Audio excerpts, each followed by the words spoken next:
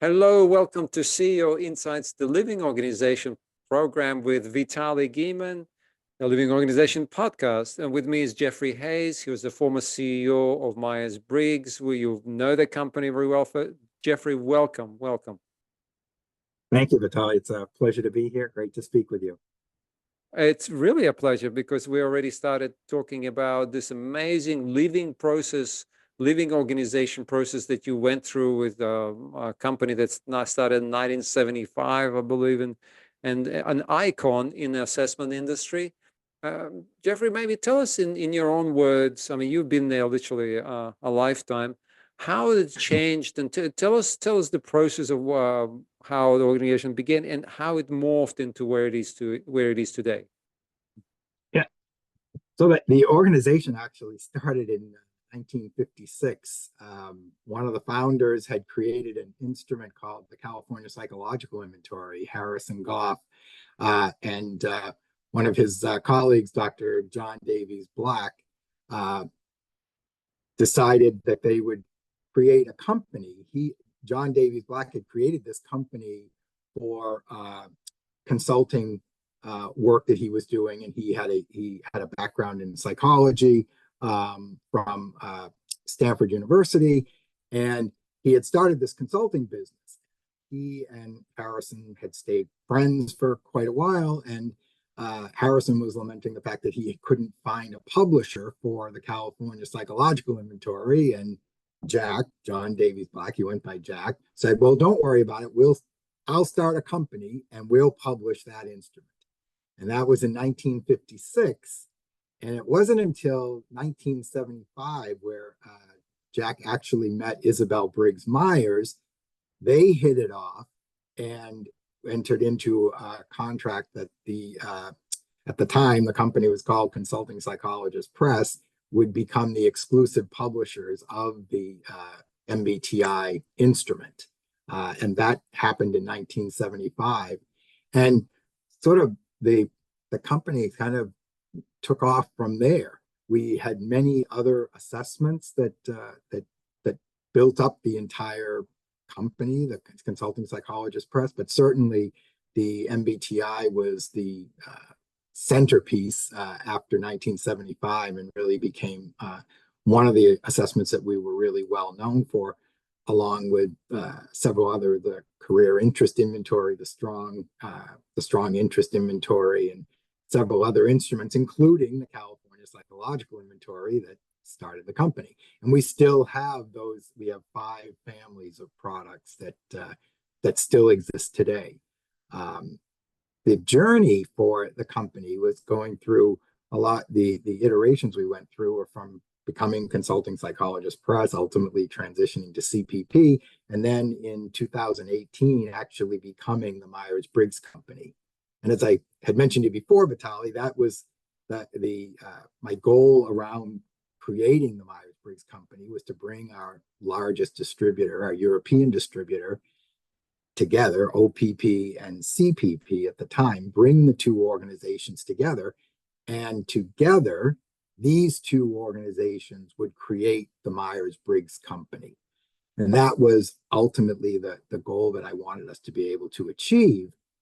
And there was a lot of work went into actually understanding, okay, so who are we as an organization? Who do we want the Myers-Briggs Company to be? What do we want it to be in the world?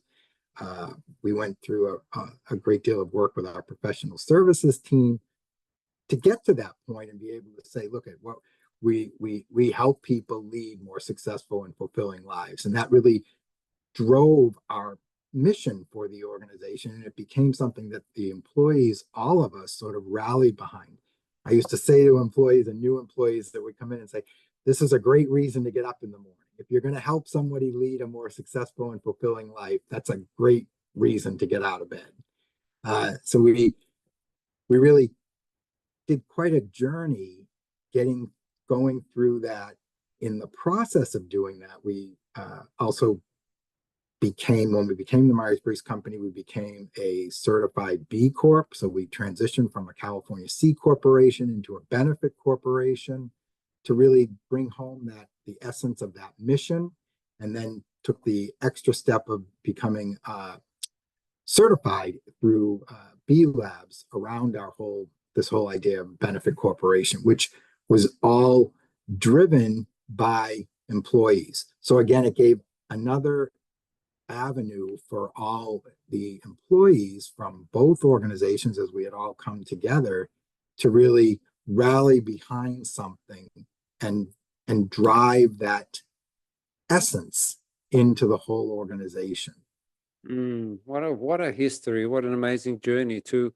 And Jeffrey, you were saying that some of the challenges of bringing those two companies together was like while on the surface everybody was they loved the mission and so on, and but then how to execute that mission was that's sometimes can be a challenge to make sure everybody actually executes in some uniform ways, right? It, I mean, it's one of the challenges that you learn is that even bringing everyone and aligning people together, uh, when you're bringing different cultures together, you learn so many things over time about how the organizations work differently. Just things that these unspoken, you and I talked about these unspoken processes, these unspoken that people just take for granted. Well, when you've got two different organizations, those things bubble up over time. Oh, we don't actually do it that way. We do it this way. I'm not sure we've never considered doing it that way.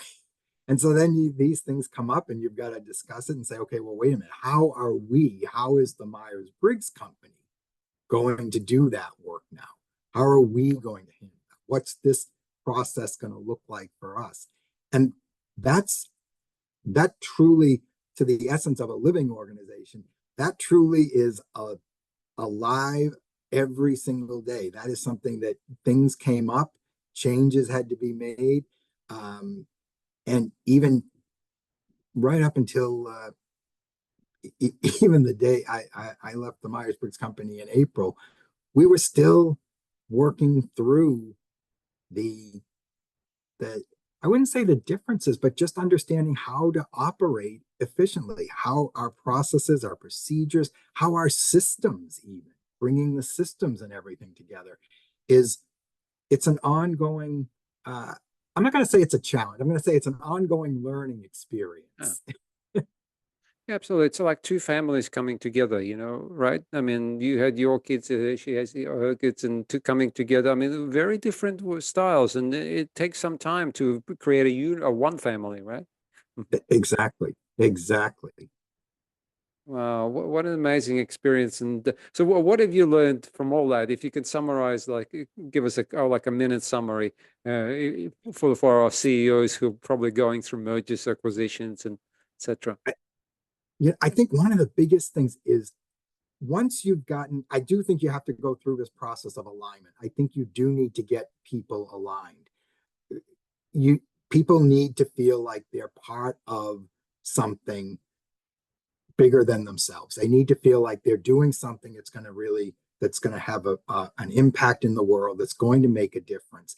And then once you've gotten that alignment, I think the other thing that you really need to do is you need to encourage, and this is just an ongoing process, but you need to encourage people to feel like to feel safe speaking up, being able to say how they feel, making sure we hear a lot about psychological safety. I think that's a term that's really important, that people feel like it doesn't matter what level you are in the organization.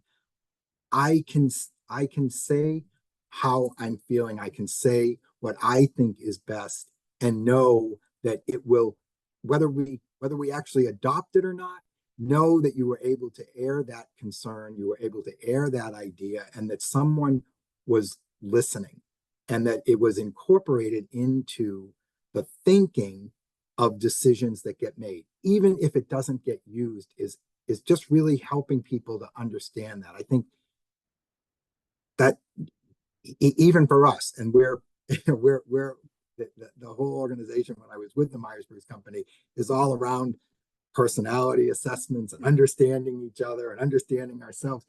And even for us, you can still stumble. on that. So I really encourage leaders particularly to strive to get your teams to really be willing to say what they think Yeah. and be open about that, Yeah. and make sure that it's never viewed as you're, that it's being dismissed or disregarded or in any way disrespected, because it only takes one time. If you do it one time, that someone puts an idea out and you shut it down, I can almost guarantee that person will never raise another idea. Yeah. And the people So around them just also. careful. Yes. Yeah. It's very easy to shut down people, very hard to open them up, right? Exactly. That's my experience anyway.